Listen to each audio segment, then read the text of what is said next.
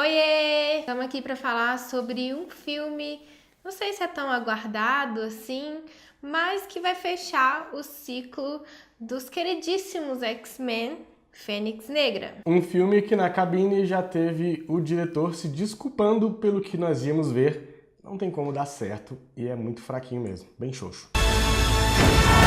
E por falar em cabine, eu quero comentar algo aqui que eu venho percebendo, e principalmente em alguns filmes, como os de super-herói, a proporção de mulheres críticas é muito pequena em relação aos homens que vão nas cabines de imprensa. E essa presença menor, essa presença pequena de mulheres é um pouco complicada por causa da diversidade dos olhares, né? A gente tem um olhar muito hegemônico, muito padronizado de homens héteros, brancos. E eu acho isso um pouco mais grave ainda quando a gente vê um filme como o Fênix Negra, que traz tantas personagens femininas, personagens complexas, interessantes de serem analisadas. Eu fico pensando no tipo de olhar, no tipo de pensamento que vai existir na mídia sobre essas personagens. Inclusive, eu nem me lembro de ter assistido algum filme em que a vilã enfrenta a mocinha no mesmo filme. Geralmente é sempre um vilão com a mocinha, ou um herói com um vilão, ou um herói com a vilã, mas de vilã e heroína eu não lembro de ter visto, não me lembro mesmo de ter nenhum visto. Principalmente para filmes de super-herói, não é algo muito recorrente de você ter duas mulheres em papéis antagônicos. That power destroyed everything it ever came into contact with. Until you. E esses pontos meio girl power que são colocados no filme aqui e ali são ainda mais forçados, mais falsos, quando a gente tem uma protagonista, a mais forte, mais poderosa do universo, sendo salva pelo par romântico dela, que é um bunda mole. Eu sou o tipo de fã de X-Men que eu assistia depois da escola, na hora do almoço, X-Men Evolution. Naquela época, eu já achava o Ciclope Scott muito chato.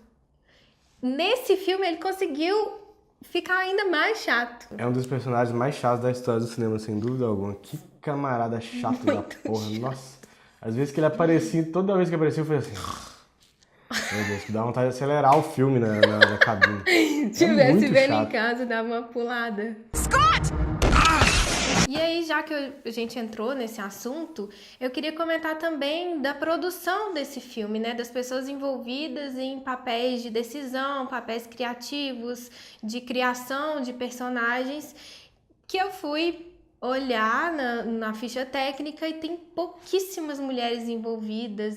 O diretor é homem, o roteirista é o mesmo do diretor, a história foi escrita por homens. Em geral, essa falta de diversidade já empobrece o entretenimento em qualquer aspecto, assim. A gente discute muito isso aqui, né? Porque as pessoas têm olhares diferentes, têm vivências, experiências muito diferentes, dependendo da sua etnia, do seu gênero, da sua sexualidade. Então, por isso é tão importante ter pessoas de diversos gêneros e tudo isso que eu falei, produzindo e tendo a sua vida representada na tela. E hoje em dia as pessoas estão buscando mais essa representatividade, tá tendo uma exigência mesmo do público por personagens femininas, personagens LGBT, personagens negros. E aí quando a gente tem uma produção que não tem representatividade na produção, nas pessoas que estão criando, às vezes tem algumas coisas meio falsas, que são meio... que você está emulando a reação de outras pessoas. Vou dar um exemplo. Nesse filme tem uma fala da Mística que na hora eu achei muito engraçado, assim, que ela fala que as mulheres sempre salvam a pele dos X-Men. Soa totalmente falso, assim, não parece uma experiência de uma mulher realmente, né? Tem até uma piadinha aqui, ficou engraçadinha, mas pra mim ficou numa dose totalmente errada. Não soa sincero, né? Parece uma pessoa realmente escrevendo uma coisa que ninguém falaria. Eu fiquei pensando muito na equipe do Pantera Negra, por exemplo. Se pegassem um monte de pessoa branca para fazer um filme que representa uma cultura riquíssima e que deu super certo porque era sincero, porque eram pessoas que conheciam, sabiam realmente do que estavam falando, né?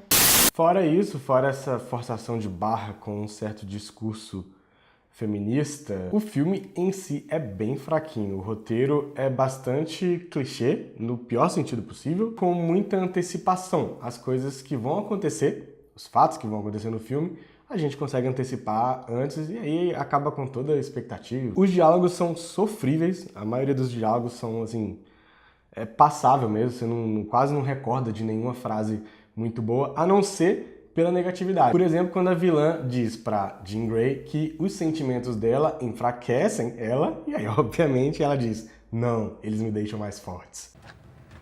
Ela podia ter demonstrado ao invés de responder, né? Seria uma Inclusive, alternativa. Essa coisa de demonstrar ou não demonstrar é um filme cheio de diálogos positivos e cheio de flashbacks positivos.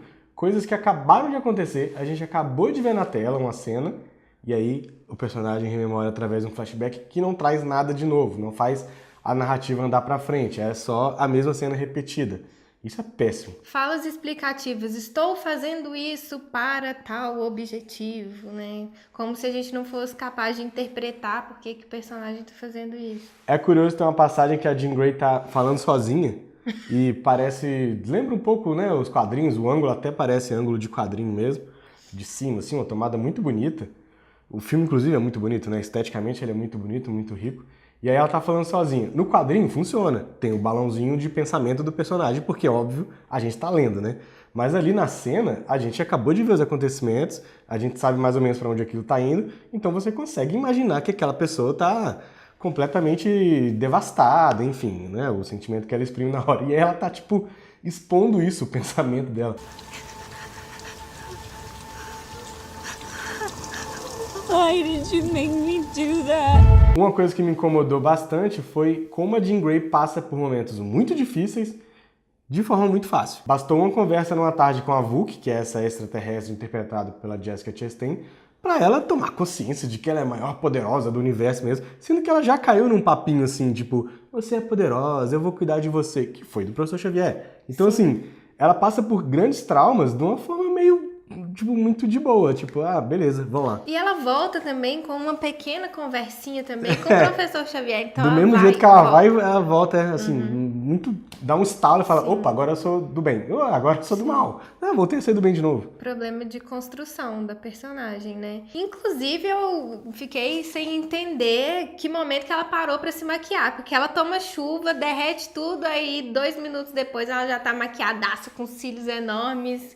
Eu reparo essas coisas, me desculpem. Ela aprendeu no set de Game of Thrones a fazer maquiagem expressa, assim. Ah, sim.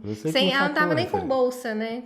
Ela catou, passou numa loja, levou uma maquiada. Ela tem o poder da mente, ela maquia com o poder da mente dela. Faz assim, maquiagem. E...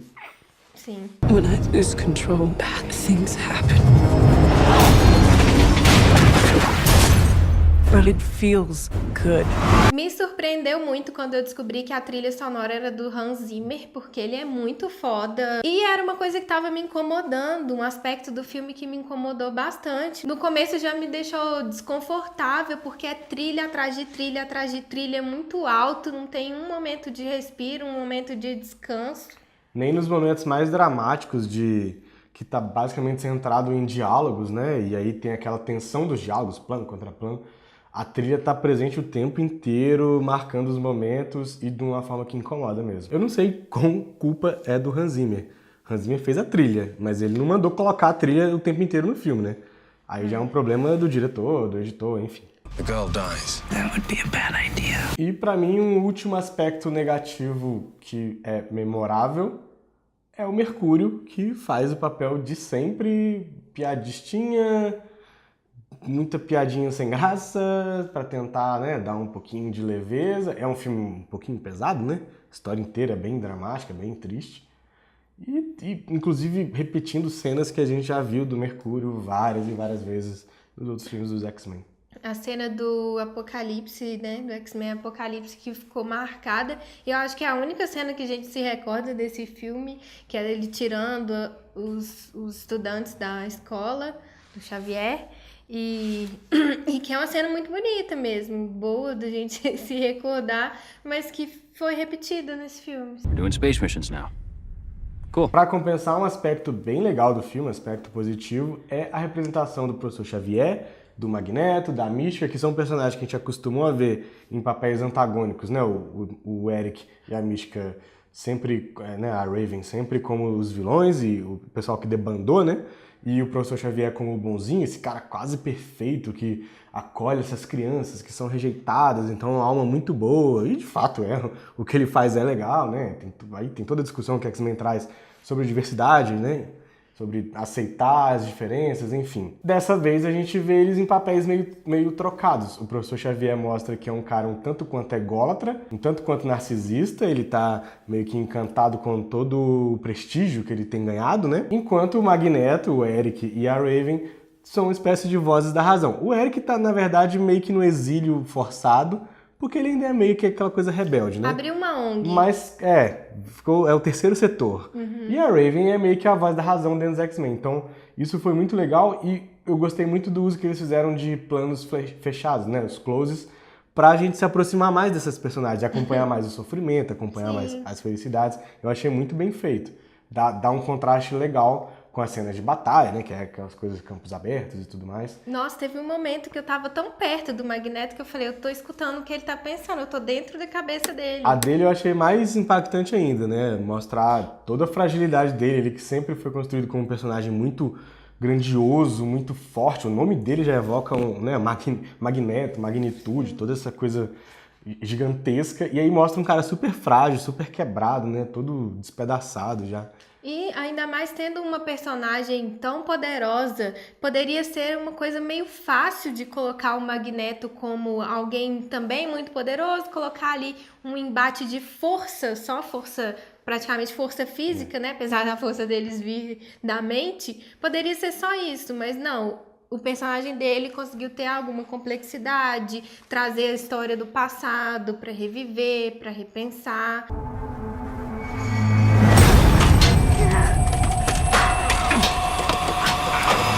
Junto com a complexificação desses personagens, de deixar eles, né, essas coisas mais vulneráveis, deixar eles com sentimentos mais conflitantes, tem o outro ponto positivo do filme, que é o modo como ele retrata o tratamento que o Xavier dá para os traumas da Jean Grey, que ele bloqueou e isso não se faz. E aí é isso aí que desencadeia toda a merda. Isso que dá você confiar em coach, que não é psicólogo. Exatamente. E aí te dá umas dicas. E o Xavier tá muito coach. Vira e mexe, ele solta uma frasezinha. Você tem que acreditar nos seus sonhos. Você é poderosa. E ele é coach quântico ainda por cima. Reprogramou o DNA. Reprogramou o DNA. Gente, problema desse tipo, trata com psicólogo, não procure coach. Já falamos sobre isso em Rocketman. Tem a mesma mensagem aí de você não suprimir os seus problemas. Você tem que enfrentá-los. Mas isso é sério mesmo. O filme ele tem um pouco dessa mensagem, que é isso mesmo, né? A supressão do trauma, a tentativa de bloquear o trauma, de tentativa de bloquear experiências ruins, só vai desencadear experiências piores ainda. Então, enfrente. E aí, o modo que você enfrenta e varia de cada um para cada um. Something's happened to me. Something I can't stop. And it scares me. Se você tá gostando do nosso vídeo, não se esqueça de deixar o like e de se inscrever no canal. A gente faz muitas críticas de filmes e séries aqui. E a gente lançou essa semana um podcast lançando no nosso site. Estamos muito proativos.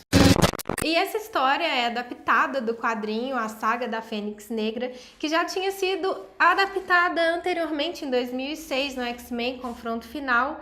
E aí parece que quiseram consertar aquela situação porque os fãs não ficaram satisfeitos. Realmente não é um filme que ficou muito legal e não focava só nessa história da Fênix Negra, da Jean Grey.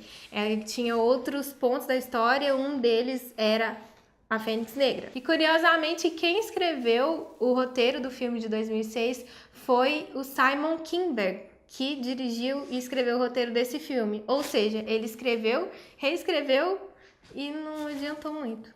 Quer dizer, às vezes é melhor dar uma segunda chance pra pessoa mesmo. É um filme bem nota 6, assim, aquele filme mediano que você não vai guardar muita lembrança. Pra proposta de consertar uma coisa que não tinha ficado legal, ficou um remendo, infelizmente. É isso. Até o próximo vídeo. E assistam filmes nacionais. Tá muito melhor do que esses gringos que estão saindo por aí. Nossa, mas o povo vai xingar a gente demais. Tchau!